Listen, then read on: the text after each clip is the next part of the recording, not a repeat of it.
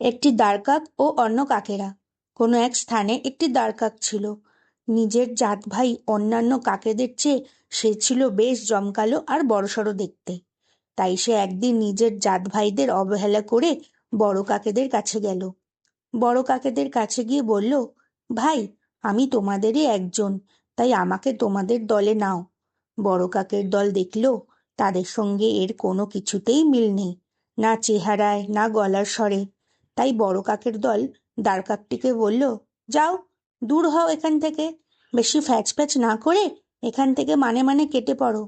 বড় কাকের দলের কাছে আঘাত পেয়ে দ্বারকাকটি যখন তার জাত ভাইদের কাছে ফিরে এলো, তখন তারাও তাকে দূর দূর করে তাড়িয়ে দিল।